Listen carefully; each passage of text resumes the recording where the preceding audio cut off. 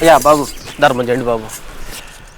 భగవంతుడా, ఈ ముష్టివాడికి 50 రూపాయలు దానం చేస్తున్నా. ఈ వారం నాకు లక్షల్లో డబ్బులు వచ్చేలాగా వరం ఇవ్వు స్వామి. ఈ 50కి ఏమన్నా కొనుక్కుంది, తప్పుడు పనులు మాత్రం ఉపయోగించుకో. అలాగే స్వామి. The next day. నిన్న 50 ఇచ్చాగా, తినటానికే వాడుతున్నావా? తింటున్నా స్వామి. ఏం లేదు, పాత్ర ఎదిగి ధర్మం చేయమన్నారు పెద్దలు. నేను నీకు ఇచ్చిన 50 రూపాయలతో నువ్వు తినకుండా ఏమన్నా తప్పుడు పనులు చేసావనుకో, నీకు ధర్మం చేసినందుకు నాకు పుణ్యం రాకపోగా పాపం తెచ్చుకుంటుంది. అది నా భయం. తిను. The next day.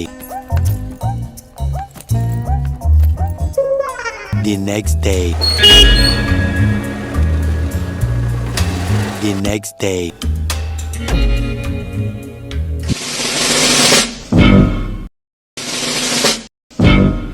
ఇప్పుడే బాబు అట్టుపండి తినిపోతున్నా. అట్టుపండి నీ చేతిలో బీడి చూసేసేలే. 50 రూపాయలకి కొనుక్కు తినరా అంటే నువ్వు ఇలాంటి పనులు చేస్తున్నావా? అరే, నువ్వు ఇచ్చిన 50తో తుపాకీ కొన్నానా, డ్రగ్స్ కొన్నానా? కనీసం ఒక క్వార్టర్ మంది వచ్చిద్దారా? ఇదిగో నీ 50కి ఇంకొక 50 కలిపి 100 ఇస్తున్నా, తీసుకో. ఎంత పొగరు! అరే, నువ్వేం పని చేస్తుంటావురా? ఉద్యోగం. నీకు జీతం ఇచ్చేవాడు ఆ డబ్బు నువ్వు ఎలా ఖర్చు పెడుతున్నావు నిన్ను అడుగుతున్నాడట్రా. నేను కష్టపడి పని చేస్తే ఇస్తున్నారు, అది ఇలా ధర్మం కాదు. సరే, బహుమతైనా దానమైనా ఇచ్చేవాడు ఇచ్చి మర్చిపోవాలి, తీసుకునేవాడు దాన్ని గుర్తు పెట్టుకోవాలి. చిచ్చి, ఈరోజు అడుక్కునే మూడంతా పోయింది.